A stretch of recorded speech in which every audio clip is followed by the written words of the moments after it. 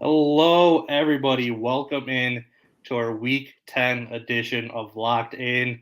I think we are officially over the halfway point of the 2022 regular season. It's crazy. I don't even know where the time flies. I'm going to be your host today, Vishaal Gupta. Joining me this week is Ben Hunt at Ben Had Been. Ben, how are you doing tonight? Very good, man. Very well. Very well. Happy to be here. Locked and loaded as always. I'm glad I'm here this week as opposed to last week because the slate is so much better this week. So much better. And it is crazy to look up at the number of week and it's week 10, double digit. It's almost over. Wait, I feel like it just started. Yeah, totally agree. It's crazy how quickly the season flies by. Yeah, it's definitely a good slate this week. I mean, if you just look at pure records, though, I think there's only one game with two teams above 500 playing each other. So, in that sense, it's probably still not great, but I think we're going to get some good matchups and some fun games this week. I'm talking about value, sir. We're here for the Value, there you go. value. I actually don't even know the records. Like here, this is the first you pointing it out to me, but it looks like you're right now that I like scan Yeah, I down think it's the Minnesota list here. Buffalo is the only And two that could teams be above 500. and that could be a Case Keenum revenge game, you know? Yeah, we're actually going to jump into that very soon. That's going to be the first of our versus picks between me and Mason this week. But before we jump into this week's picks, let's do a little cleanup and talk about last week's picks. Did not go very well for me. It was quite unfortunate how both of our games turned out. We pushed on one of them, and then Mason took the other one. The one we pushed on was the Chargers at the Falcons last week. It was Chargers -3, and it finished 20-17. But if anybody watched that game, I told Mason this yesterday. The amount of things that needed to happen for the Chargers just to push in this game was beyond ridiculous. I'm just going to list a few things just to get this off my chest. I need to vent a little bit. I mean, the first thing that happened was deep in the red zone, the Falcons have a chance to go up. Mariota throws the ball to Drake London, and somehow he just lets Khalil Mack rip the ball right out of his hands and return it to midfield. Unbelievable, completely stalled out a fantastic drive for the Falcons. Then, when the Falcons are up 17-14, they get into field goal range and they have a chance to go up 20-14, which would force the Chargers to score a touchdown to win the game, meaning they'd only win by one. But Koo misses a 50-yard field goal. Very unfortunate. And then late in the game, the most ridiculous sequence of events you're ever going to see. It's 17-17. The Chargers are marching down for a game-winning field goal. Eckler fumbles the ball in the red zone. Atlanta picks it up. Their big guy, 95, is just running down the sideline, and he just drops the ball out of nowhere. He just drops it. Nobody touches him. He drops the ball. The Chargers pick it up. They're at midfield. They're able to get back into field goal range and kick a three-point field goal to win it. Just outrageous. That game should have definitely gone to overtime, or Atlanta should have won in regulation. But at least we got the push, right? I mean, I guess I'll take the push, but honestly, that should have been a win on my end. And then the second game, also a brutal one, was the Seahawks against the Cardinals under 50. I had the under, Mason had the over, and it was looking real good for most of that game. I think they only had 17 combined points at halftime. They only had 31 total points at the end of the third quarter, but then they scored three total touchdowns for 21 points in the fourth quarter and just barely hit the over. Super unfortunate, but that's how this one goes. Now you can see our season standings. I'm still ahead 10-7 to 1, winning against the spread and the total. Got to keep it up, though. Mason's right there, only a couple of games behind. So, our picks for this week, let me pull up our first one, and that was the aforementioned Vikings at the Bills. I like the under in this game. I got the under at 45.5. That's where me and Mason talked about it. It has fallen down to 43, and I think we all know why. The biggest story in the NFL this week has been Josh Allen and his elbow. His status right now is questionable. We don't know if he's going to play. Even if he does play, I still really like the under in this one. Buffalo has clearly the best defense in football. They're leading in points allowed and total yards allowed. Crazy fact, the Bills have not allowed more than 21 points in a single game this season. The only team that hit 21 points was the Chiefs. Now you have Minnesota coming into town with Kirk Cousins, who is not Patrick Mahomes. It's going to be a tough sledding for them. And then, even if Josh Allen plays in this one, he has not looked very good the last couple of weeks. He's had 6 total turnovers in his last 2 games to only 4 touchdowns. So he's being very loose with the ball, whether it's throwing interceptions or fumbling the ball. And now he's going up against a Minnesota pass rush that is led by Darius Smith, who is having a very good season. He has 8.5 sacks, which is tied for second in the NFL. So I think this is just going to be a very low-scoring game. I think both defenses are going to be able to get pressure on the opposing quarterbacks and kind of hold things steady. Ben, how do you see this one playing out? Do you have any thoughts on the spread or the total in this game? I'm definitely not going to bet it, but even as soon as I looked at it, this is definitely the under is definitely the lean here. I have no stats. All those stats were amazing though. That's great. I didn't know that 21 in every game, and yeah, you'd think they'd be able to hold them down. It's pretty much backup corners these days for Buffalo, which is a little scary. But Jordan yeah, Poyer's also ruled out for this one, which is a little scary as well. But yeah, the corners worry me a little bit more just because they played without Poyer a lot this year. Same with the corners, but yeah, I think Jefferson and it's going to be interesting with the addition of Hawkinson, because they're really going to be able to attack more so than a lot of teams Buffalo has faced this year. But yeah, you'd think the under is the way to go. It's good. It's a good flip bet for you guys, just like last week. What a great, when you guys have 2 pushes and win by 1 point, you're doing it right. I tip of the cap to you guys on your verses. So I think this is another really good one. It's probably gonna be close, but I think you feel comfortable the whole time with the under, way more comfortable than the over. And what you said is also true. They've been kind of out of rhythm on offense, and if it's an elbow and it affects his throwing, they should sit Allen. They really should. They should sit him for at minimum 1 week, if not 2. You have a chance to win this game maybe without him, and you might as well. For sure. It's about winning the championship, not winning a game in week 10 against Minnesota. Yeah, absolutely. And there seems to be a lot of faith in Case Keenum being able to fill in quite well for Josh Allen if that comes to it. I think listening to a lot of people talking about the spread in this game, the number fell from, I think it started at 9.5 to open the week. It's fallen down to 3.5. But the fact that it's still over a field goal with a backup playing tells you kind of how people still feel kind of comfortable with Case Keenum if he has to start this game. So it's definitely interesting. I would definitely recommend people to just stay away from the spread. It's kind of not going to be worth it just based on the quarterback situation. But I think it's going to be very interesting. If Buffalo can pull this one out without Case Keenum, it says a lot about them. But more importantly, it kind of might validate a lot of people's feelings about the Vikings not quite being as good as their record. It is. It's a strange beast, this one. I could easily, if I had to bet anything on this game straight up, I would take the 3 with the Vikings as opposed to maybe the total. But you don't feel comfortable. I don't feel comfortable with anything because it's a hard handicap. And Keenum with them. Keenum revenge game. Whoop-de-doo. Who knows what that means? Keenum and Diggs. That'd be just. I wish this game was in Minnesota with Keenum and Diggs playing for Buffalo. That would be just fun. Amazing. Just recreating the miracle game. I think the best possible outcome for viewing purposes would Keenum to Diggs just light the world on fire. And then Jefferson has 15 targets and only 5 catches, and Cousins is just out there flailing. And then there's all these cuts to each other on the sidelines because it's very evident that Jefferson gets on tilt with Cousins at times, because why wouldn't he? He's open all the time and they need to throw him the ball he gets a lot of targets. They need to give him the ball more. And it's great that they have Hawkinson to open it up. But they still need to get him the ball more. But yeah, I'm hoping for that sort of outcome just for popcorn purposes. Yep, just for entertainment value. Right. All right, next up, we are going to do our second pick. We did another total this week just because Mason and I kind of had a lot of similar feelings on the spread, so we only have 2 totals this week. This one, Chargers at the Niners. I took over 45.5. Mason took under 45.5. And the reason I like the over in this game is mainly I think the Niners are going to have kind of no problem putting up points in this game. We highlighted this yesterday in over underdogs. Mason loved Christian McCaffrey going higher than, I think, 112.5 total yards, and it makes complete sense. The Chargers continue to just be abysmal defensively despite all the changes that they made over the offseason. They're still giving up 5.7 yards per carry, which is the most in the league.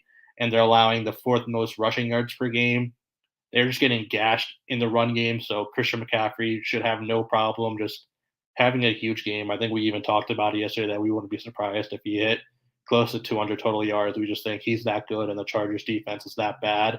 And if McCaffrey's playing that well, it just opens up everything for Jimmy G in the passing game. He's obviously a little inconsistent, but when things are rolling, you can see how good he is. I mean, they had to bye last week, but the game before that against the Rams, Garoppolo was fantastic. Everything was just rolling for him fantastically, and that could be another situation in this game. Plus, Deebo Samuel is going to be back. I mean, just all of this is pointing towards a big offensive game for the 49ers.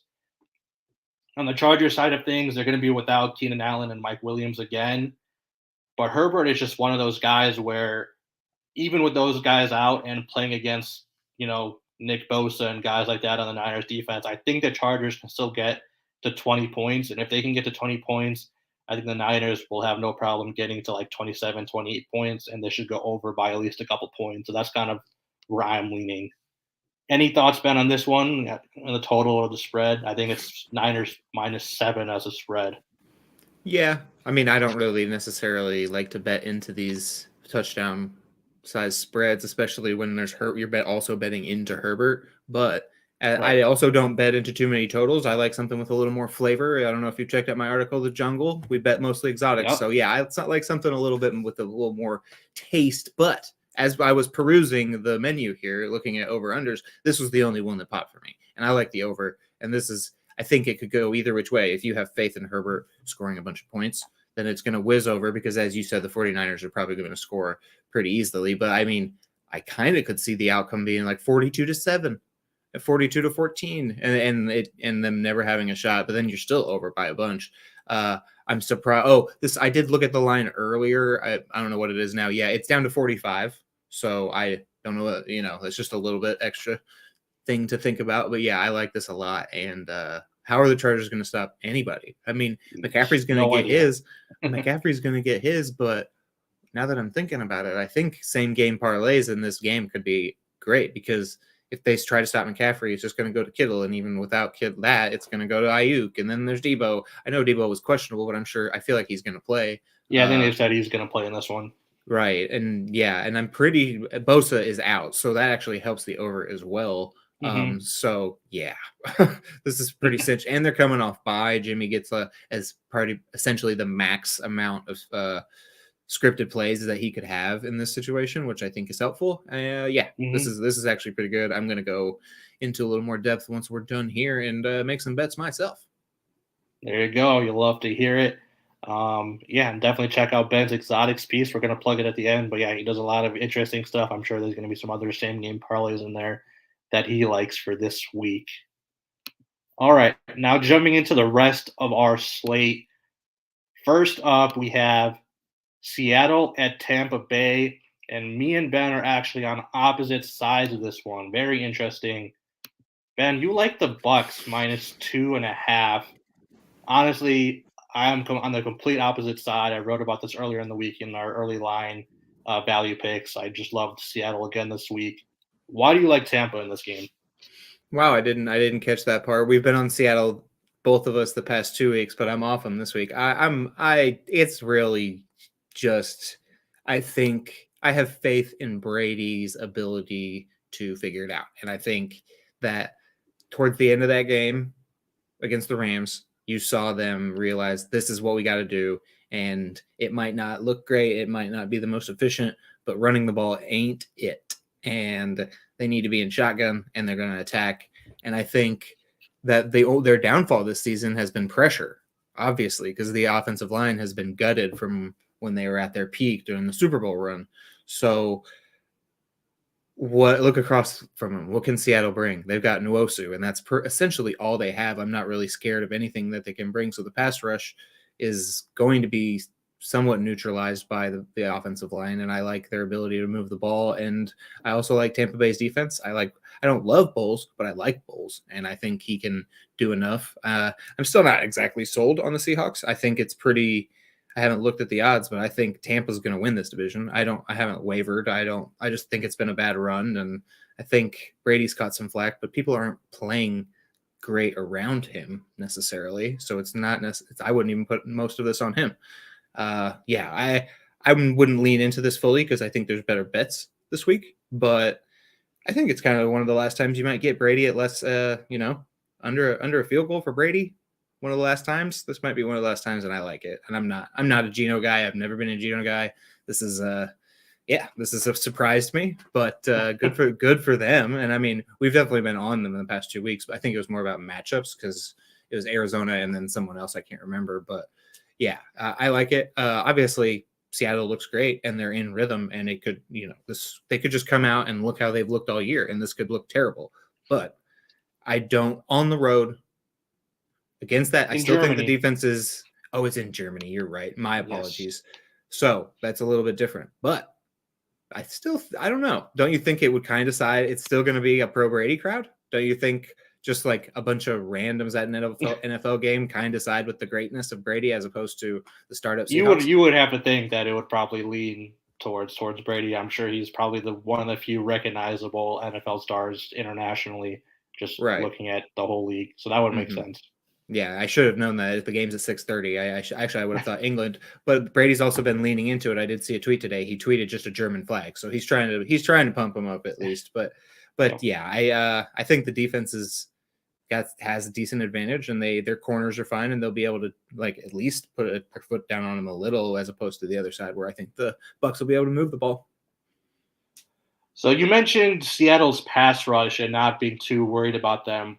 Would it surprise you to hear that Seattle is actually tied for the 4th most sacks in the league so far this year? Yeah, I mean, it would surprise me, but I'm not necessarily. I think that's not going to be that much of a worry in this game because Brady gets the ball out quick, and he definitely doesn't want to take sacks. That's for sure. We all know that. He definitely doesn't want to, but just seeing how Tampa Bay's line has played the last few weeks, I mean, they did not hold up well last week. Just in general, the line has not held up this year. And I think that matchup, Seattle's pass rush against Tampa Bay's offensive line is actually very key in this game. That's one of the big reasons I'm on Seattle this week. And they didn't scare me to start the season either, but just looking into their numbers, this pass rush has been fantastic lately. The entire Seattle defense has been terrific lately. They have not given up very many points at all recently. They gave up 9 points to Arizona in week 6, I believe. They gave up 16 points to the Chargers in week 8. Then they gave up, or in week 7. Last week, they only gave up 14 points. 7 points came off of they gave up 21 total points, but 7 of those came off of a pick 6. So this Seattle defense has just been shutting teams down the last few weeks. And I think they're going to be able to do it again. Nothing about this Tampa Bay offense scares me right now. They cannot run the ball. They have been the worst rushing offense in the league. So we know they're one-dimensional. They're going to have to pass the ball. And Seattle's young players have been playing well. Tariq Woolen continues to impress. Uchenna Nwosu has been just a fantastic player this year. He continues to get pressure on sacks. I don't know what it is about the Seattle team. They just continue to do amazing things. I don't understand why Tampa Bay is favored in this game. I wrote in an early line value pick this week that I fully expected this line to shift towards Seattle being a favorite. It didn't happen last week, and it doesn't look like it's going to happen again this week. I don't know how many times the public has to lose when picking against Seattle, but if they're going to keep setting Seattle as an underdog, I'm going to keep taking them. It just feels like free money. I think the Seattle team has just played much better than Tampa Bay has recently. It's just strange. I just don't understand why Seattle would be an underdog in this game. Yeah, it's just historical priors for 20 years against the startup team of what you see with your eyes. It's one thing to say, just because I had to look into it, because that is a kind of a crazy thing to think that they have that many sacks, but sack converting pressure to sacks is it's a little a little random. And I just had to look up who they've been playing to see if they're playing quarterbacks that have been taking sacks, and listen to this list: Russell Wilson, Jimmy G, Marcus Mariota, Jared Goff, Andy Dalton, Kyler Murray, Justin Herbert, Daniel Jones, Kyler Murray.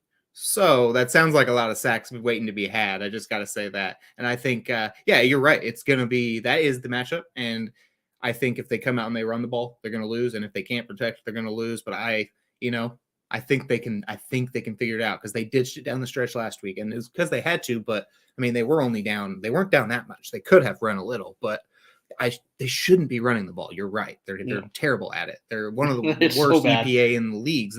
Somebody who has Fournette on one of his teams, I know how bad their rushing offense has been. It's just been very, very brutal. If you're in PPR, Fournette's a decent productive as like an RB2, but like from a football perspective, he's garbage. Like he doesn't get it done from any sort of efficiency perspective. And Rachaad White seems to be a year away. But yeah, it's going to be a fun one. It's probably going to be close, but I think if they come out and they just try to just throw it 50 times, I think they can do it. I really do. I think that, but they have to do it, and it's kind of a game plan bet, really. Yep. Should definitely be very interesting. I'm not sure how much of this I'll actually see since it starts so early. I'm on the West Coast, so a 6:30 a.m. start time doesn't sound like a lot of fun. Maybe I'll jump in at halftime, but hopefully it'll have started off well enough. It has to be one of the better matchups at that early time slot, though. In the history, absolutely, I think our London games so far have continued to be really atrocious. So this is finally going to be a good game. I think this is going to probably come right down to it. Mm-hmm. Next up, I have a solo pick here. I'm going to do something that we talked about probably you shouldn't really do too often, and that's betting on your team, your favorite team. But I couldn't pass it up this week.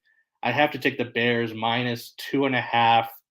Them getting less than a field goal at home against a terrible Detroit team was just too good. I mean, we've talked about it a lot. Anytime the line is set below 3, it's essentially a pick 'em. So if I'm getting a pick 'em against the Lions at home, I'm just going to take it all the time. Chicago dominates Detroit. These games are rarely close and rarely go in the favor of the Lions. But beyond historical trends, just looking at how the Lions and Bears have played this year, you have to start with Detroit's defense, which has just been absolutely terrible this year. They rank near the bottom in nearly every stat. They only have 12 sacks this season, which is the second fewest in the league. They're allowing 268 passing yards per game, which is the fourth most in the league. And they're allowing 149 rushing yards per game, which is the second most in the league. We've all seen what Justin Fields has done the last few games. He's been phenomenal. And while some of his rushing numbers might not continue because they're just so staggering, Detroit's not the defense that's going to stop him. They just don't do anything well. Their secondary isn't good. He might actually break 200 for only maybe the second time this season in this game. He could easily have another 100 yards on the ground this game. Detroit's defense is terrible. And Detroit's offense on the road this year has just been staggeringly bad. They've only played 3 road games this year, so it's a very small sample size. But in those 3 games, they have a combined 30 points. So that means they're only averaging 10 points a game on the road. They'll definitely go higher than that in this game because Chicago's defense is also not very good. But overall, I think Chicago's offense is going to just have a field day in this game, no pun intended. If you listen to Over Underdogs last night, I like the higher on Darnell Mooney receiving yards. Mason went higher on Justin Fields rushing yards. I think we all agree that this is going to be a very good offensive game for Chicago, which makes this a pretty easy pick for Chicago -2.5. Ben, do you have any leans in this game or anything that you like looking at the spread or the total? Yeah, that was definitely on my list when I first started out. I simply found items I liked more. You might have me convinced. I might have to put a little sprinkle on it. I did go research the Justin Fields rushing yards line, so you guys are aware of that. I can't believe it was that high, but I mean, coming off that performance, congratulations to you and your Bears. I'm sure you were pretty high on life after that performance. That was pretty. The past few weeks have honestly been as good as it gets being a Bears fan. Let's be honest. Right, yeah. Despite losing 2 of the 3 games, it's just been incredible to watch. Yeah, it's great. It's good that it's always good to be trending up. How the mighty have fallen over here. I mean, my Packers. Yep. The arrows couldn't be pointing in any different directions, in further different directions. It's pretty wild. But yeah, you guys look good. If you read any of my off-season articles, I pretty much talked about Eberflus every article just because I was not necessarily high on the Bears, but that his departure from Indianapolis made me down on their defense because I think he's a good coach. I didn't know how it would translate to being a head coach or anything like that, but I know he was a good defensive coach, and it's clearly translating in some worth to Chicago. They look pretty good. Yeah, I mean, less than a field goal against Detroit. They might try to sit on those running plays, in which case, like you said, the Mooney should be in play.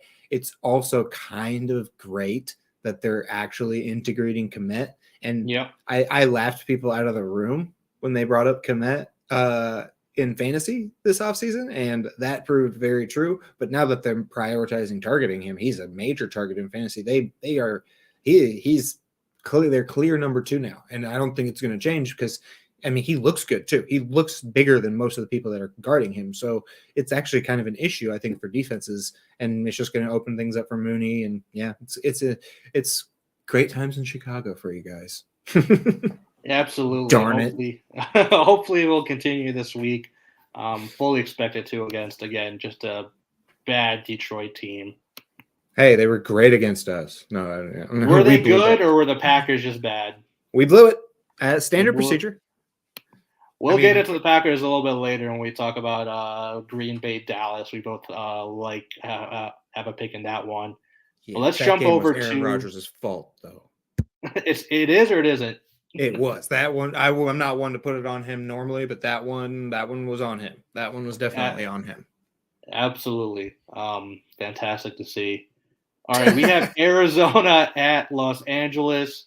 You like Arizona at +3 this week. This line has been very interesting, tracking it throughout the week. I think it opened at the Rams -3, but then it dropped down to -1.5 because both quarterbacks are questionable in this game. It has now jumped back up to Rams -3, and you like the Cardinals getting the full field goal. What do you like about this game?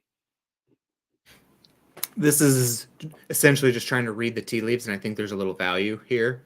Second matchup by these divisional opponents this year, and those kind of tighten up sometimes the second time around. So I try to take the value in these, and it seems like you said, the 2 quarterbacks are questionable, and that's obviously very key, but it seems like they're both on different sides of questionable. So I think Murray might play, and I'm leaning towards Stafford not playing, and then handicap it with them either or both being out. And we've seen Colt McCoy come in for the Cardinals and be good out of the gate. He's faltered down the stretch because I think people see what they're doing and then sit on that and stop it. Essentially short passes, because that's all Colt McCoy is good at.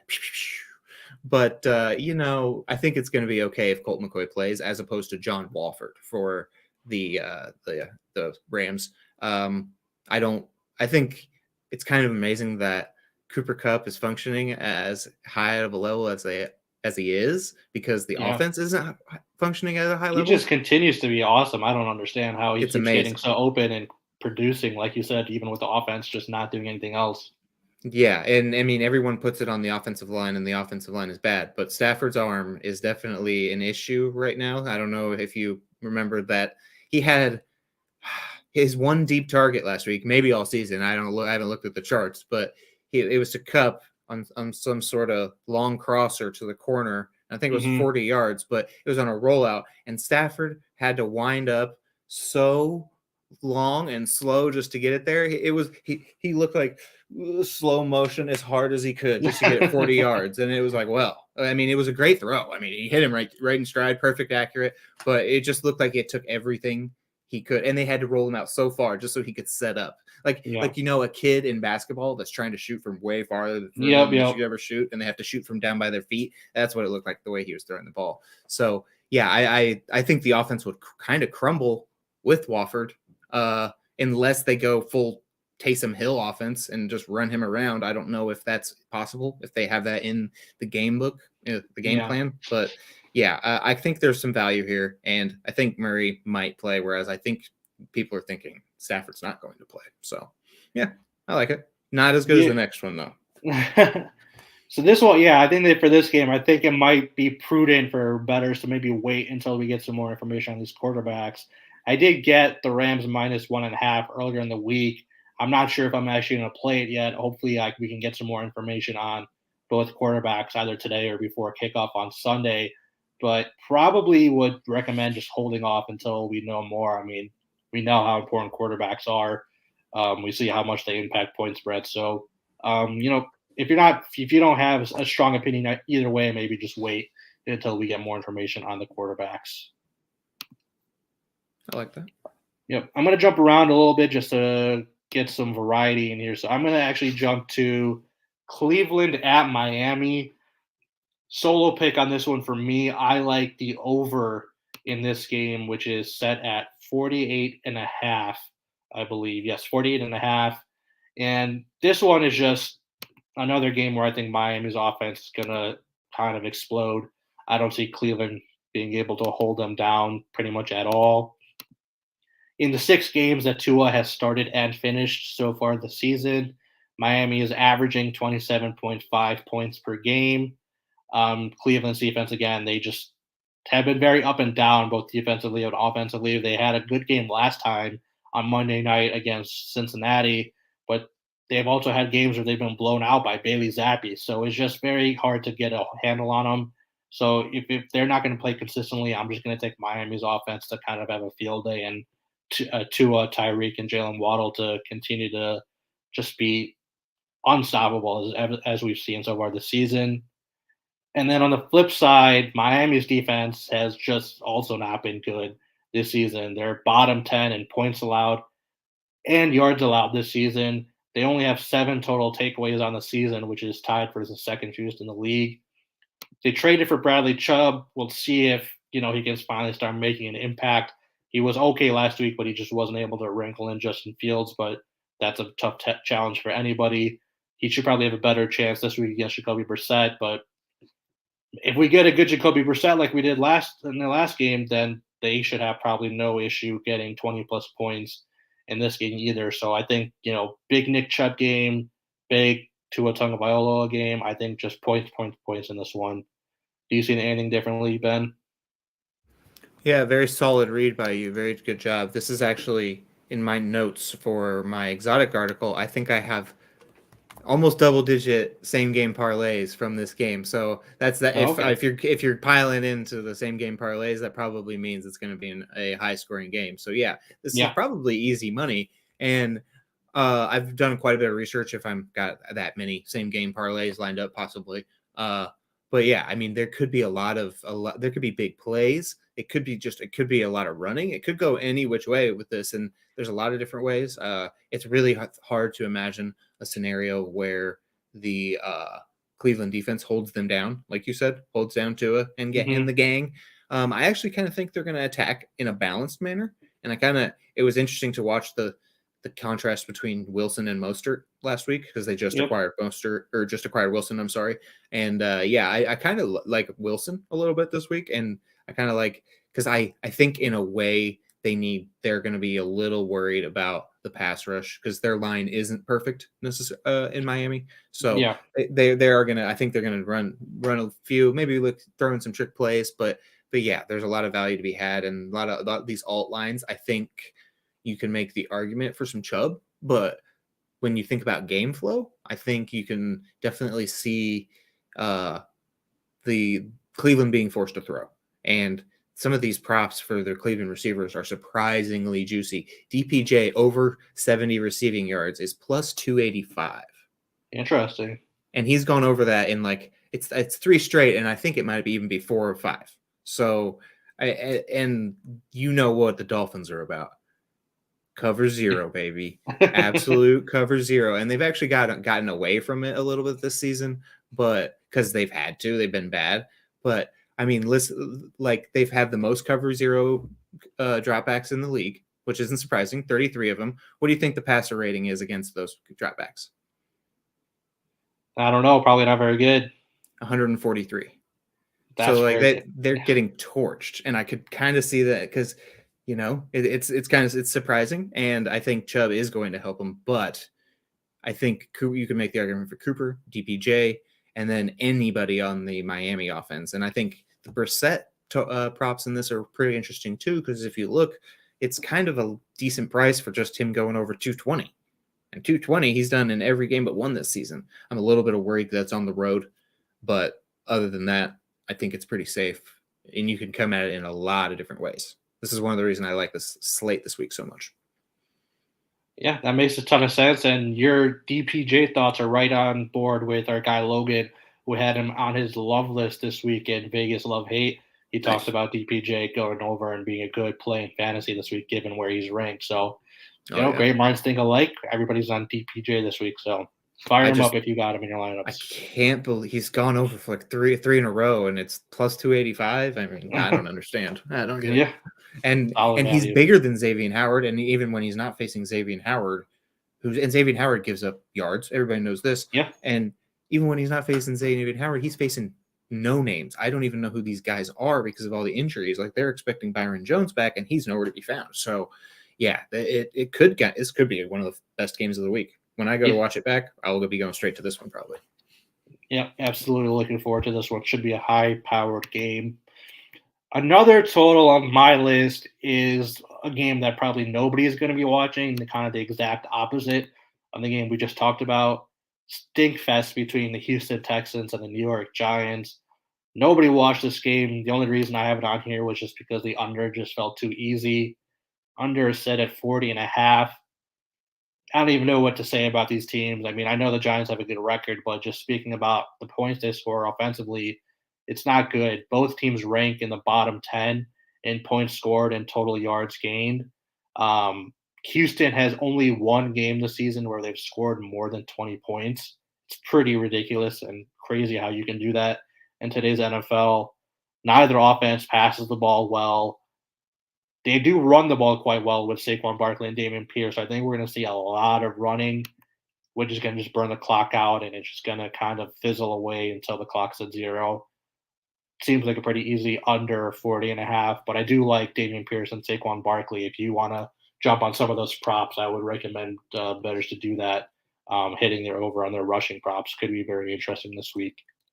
Ben, any thoughts on this terrible, terrible game?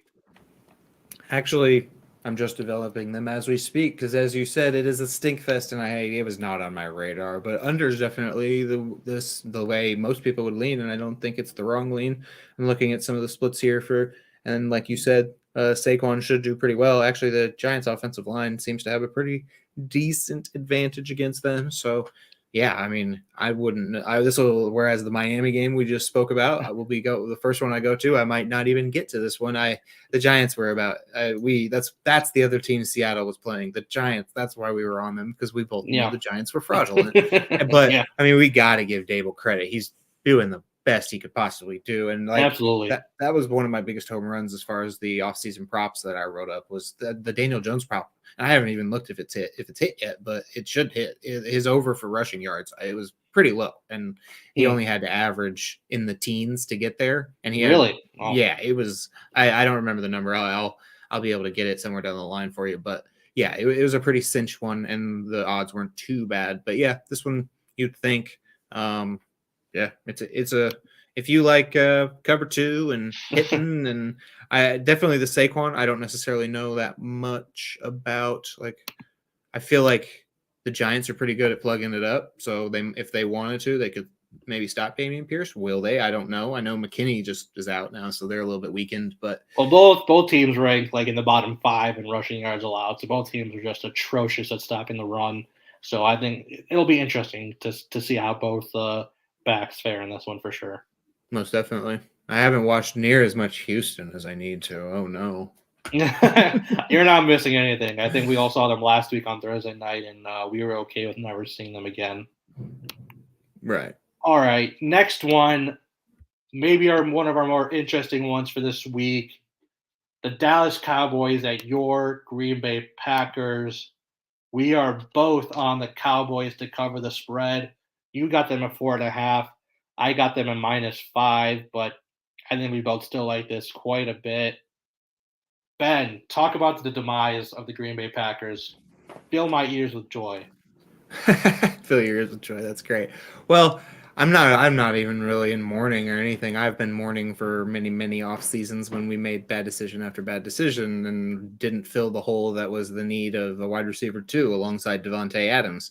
And I mean, nobody probably remembers these playoff losses and hurt. They hurt. They really hurt. But nobody remembers these individual plays quite like me. And it's most of these losses we have are because we didn't have a guy.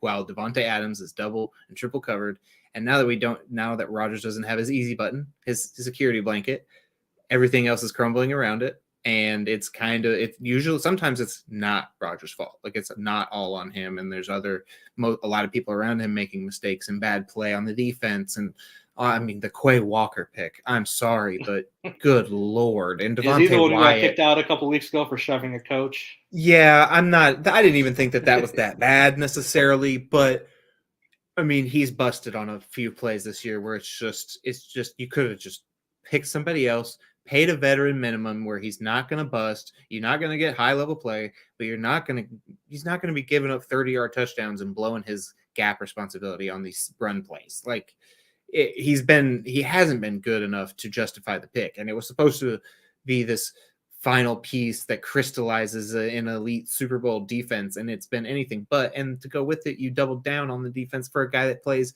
maybe 10 snaps a game. And yeah, that's the problem. You should have maximized what you had on offense, like everyone else is doing across the league. Yep. And you had many drafts to do it. And last year was an aberration. Like, everything fell right for us last year. Everything, all the injuries, home field, we didn't necessarily have the championship roster, but then special teams crumbled. And I mean, we hired a good special teams coach, but we have a bad kicker still. And yeah, it's just a mess. And Rodgers isn't making it any better. He's not necessarily the kind of guy who's going to uplift the team in this sort of situation. And you see it. I mean, I don't know if you saw the cover of my article a few weeks ago, but it was a picture of Rodgers, and I'm assuming he was looking at the side. I don't know where he was looking, but I'm assuming he was looking at the sidelines with his hands up. And I think that I even mentioned this when we spoke about it before the season started. There's going to be a lot of him staring at the sideline, mad because he just had to throw it away on third down because nobody's open. And oh boy, they just scored 9 points against the Lions, folks. That vaunted Lions defense. And I don't know what the final total was, but at one point, 24 of their 48 plays were in Lions territory. So the vaunted Lions defense ain't vaunted. They just couldn't get it in the end zone. And there's some all 22 clips where they're in RPO situations, and if he just puts it in the belly, it's a touchdown. And instead it's very specifically the Sammy Watkins play where he throws the fade to Sammy Watkins and Watkins runs a slant. And instead he could have it was a walk-in touchdown for Dylan. So, and this will be music to your ears too. I don't know if you've looked up the schedule, but they just got done with the easy part of their schedule. Oh boy, really? Oh yes, they're coming into what I would consider their gauntlet, and it does get a little easier down towards the latter end. But they play Tennessee. I don't think they're going to beat Tennessee. I really don't. I don't think they can stop the run enough to be able to do that. Maybe if Willis plays, but no. And they could be looking at a very long losing streak, but. Bring on the losses. You know, I want all the high picks. Right? I want all the high picks. I want to trade Aaron Rodgers like we should have done with Devontae Adams. But, you know, I mean, there's no shame in going for it. But it's sad. And this is a buzzsaw. They're running into it. A team coming off bye, and they can run the ball, and the quarterback can take advantage of your inequities on defense. And not only that, they have a defense that's just going to crush them. It's going to be honestly, I was just excited because it was 5 and it recently went down to 4.5 on DraftKings. And I was just excited to see it because you see the better number, and you're like, ooh, but it's 4.5 minus 115. And I don't even think that there's a point to that. There's no point to it. So the 5 is a better number. So if you can find 5, which I found it elsewhere I think it was minus 105. So I like that better, but even more so the alternate spreads. Like, you could make the argument, just bet that a few units on the regular spread, or however you want to attack it, maybe a prop or something, but then you can bet a smaller amount, 1 unit, say, on these alternate spreads with higher odds, because that could easily hit. They could destroy them, because if the Lions could have done anything last week, or any team, the Bills scored 24 first half points and then just took the foot off the gas pedal. Yeah. I mean, and they had, and look kind of what's happened to the Bills ever since. They've kind of, you got to play. They've been out of rhythm kind of ever since, other than the first touchdown drive against the Jets. But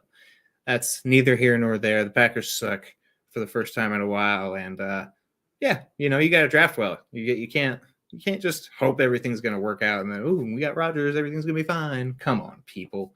You could have had all these players, AJ Brown, T. Higgins. Oh my gosh. Oh, Chase Claypool. Good Lord. And he looks great. He looks great. He really does. Yeah. And all you can help think, they could have drafted him. And you want to go back even further? You know who they could have drafted instead of Ty Montgomery? They could have maybe gotten Tyler Lockett. What about that? Ooh, that would have been nice. I mean, Tyler Lockett got picked a few picks before in the same round. And look who's irrelevant. And Tyler Lockett, he may fall down every time he's got the ball because he doesn't want to get hit because he's like 180 He's still pounds. making the catches though, right? Exactly. Who cares? He understands, but that's a great video. If you guys have not seen that online, Tyler Lockett just avoiding contact at all possible causes. It's a fantastic video. He knows. He's like, well, if I get lit up game after game, I'm out. And, I got to play. That's how I am valuable to my team, availability. And so he's smart. I'm all for it because as somebody that's been a Tyler Lockett fan his whole career, he was out quite a bit off and on during early in his career. So he's learned, you got to do what you got to do. Marvin Harrison style. Makes sense. I think thanks for letting me vent. I appreciate the venting. I wish I could hear that every week for the rest of my life. It makes me feel so good. And I'm sure it comes as no surprise. I'm in total agreement that I think the Cowboys are going to win this game and probably pretty handedly. And I think that specific matchup is the Cowboys defense against the Packers offense. Cowboys lead the league in sacks this year, despite only playing 8 games, while most teams have played 9 games. Micah Parsons has been incredible. He was a little banged up, but now he gets the bye week. I'm sure he's going to be back to full health. Him and DeMarcus Lawrence should have a very nice day. And I just want to pull up this Packers injury report real quick because it is just incredibly long. I just want to show people how many players are injured in this one. Bakhtiari is questionable. He may or may not play. Romeo Dobbs is out. They might say Bakhtiari. I think this would be an easy way for them to, Bakhtiari, he's hurt, we because it's a buzzsaw. Why not just take him out? Because you're probably going to lose anyway and give him the week off because I wouldn't want to put him out there in this situation. I don't think he's like where he needs to be. And you see that in his practice activity to where he's barely in there at some of the time. And then the rest of the line's beat up too. And then the defense. Yeah, we see Elton Jenkins he was limited all week. They're suggesting he's going to play, but limited might not be 100%. It's been that way. That's the way it's going to be. But I'm way less worried about Jenkins than Bakhtiari, but it's bad. When Runyon went out last week for a few drives, they struggled and you're facing the best line in the league now. It's going to be bad. Yeah. Find some sack props if you want to have some fun, maybe. Yeah, it should be good. Yeah, Dobbs is going to be out. Amari Rodgers is going to be out. We see Devondre Campbell is out. Eric Stokes is out. There's a lot of guys who were just limited all week. So even if they are going to play, this team is not at 100% in any way, shape, or form.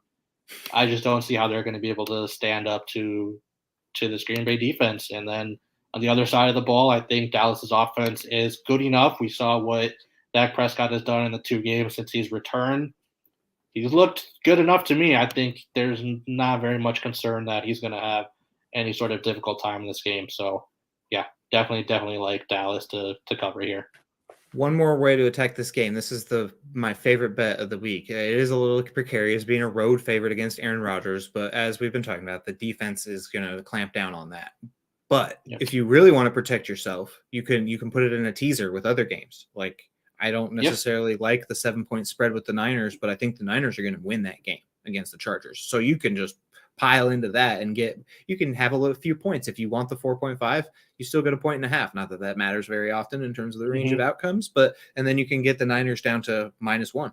And then that seems like the safest bet of the week almost. Like that seems there you go. That seems very locky, and the odds are decent. You're in a 6-point teaser, so yeah, very good game to attack here, most definitely. Yes. 6-point teasers for those who aren't familiar. You can just kind of chop 6 points off the spread or a total on 2 or more teams.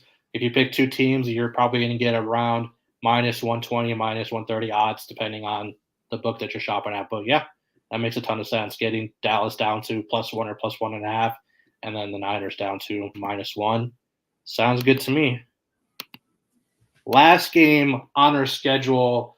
This was a late addition by me. I really just had to put this in here because of the epic rant that our guy Vaughn Moore went on last night on over underdogs when talking about Sam Ellinger and the Colts just in general and the absolute ridiculousness of what's happening there this week with the hiring of Jeff Saturday. He pointed everything out very nicely. So go ahead and check that video out from last night. But essentially, it just made me feel like I have to take the under in this game. There's no way the Colts are going to be able to do anything with Parks Frazier as their offensive coordinator, a guy who has never called plays in the NFL before.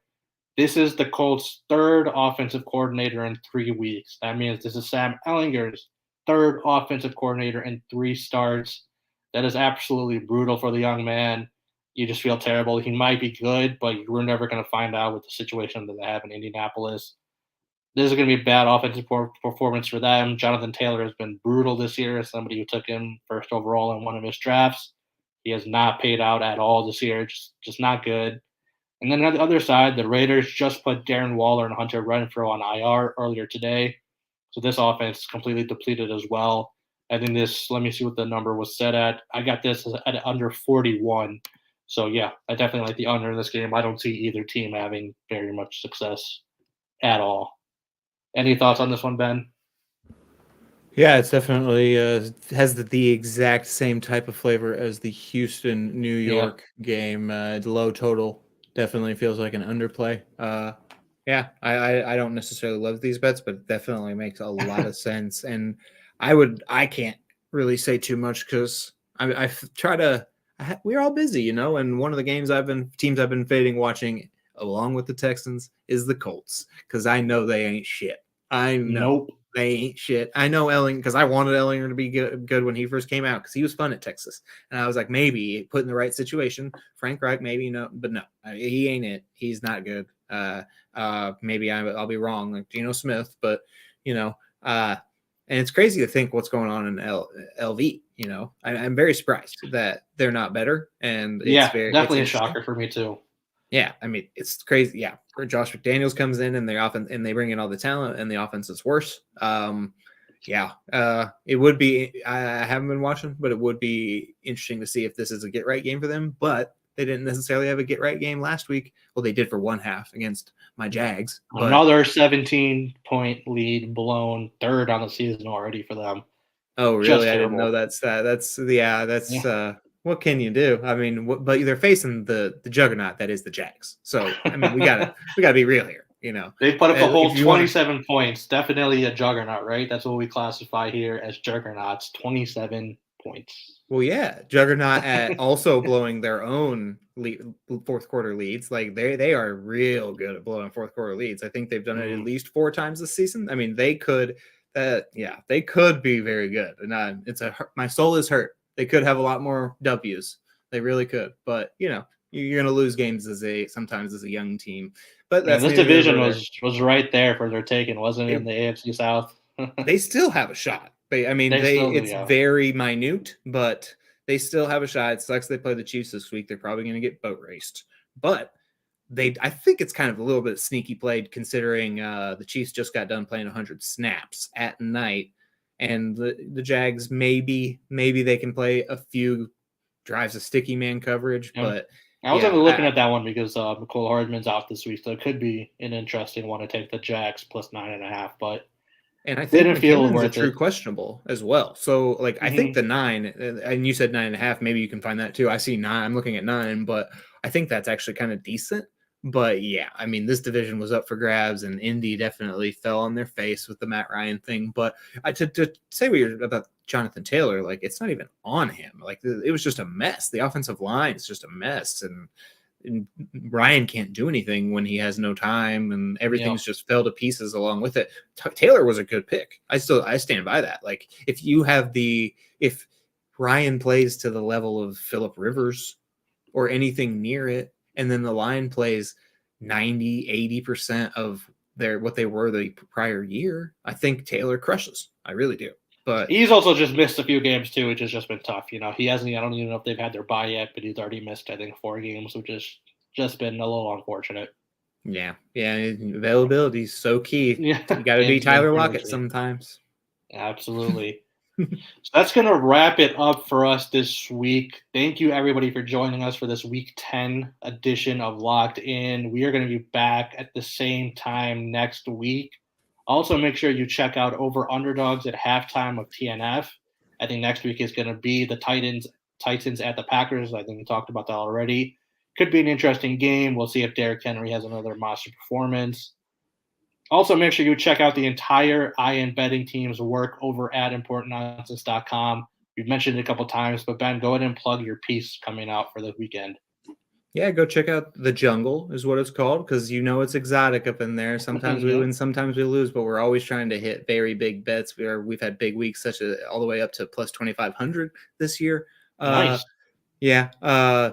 This week we're probably going to be going after that Miami, or this week the Miami game against Cleveland. Okay. And you mentioned the Titans game. The look ahead line is -1 or +1 for the Titans. It doesn't necessarily matter that much, but I also like that as a bet. The look ahead line for that game. That's interesting as well. But yeah, check the exotics article out. Check me out on Twitter, the old Twitter, if it still exists. I don't know if Elon's messed that up yet.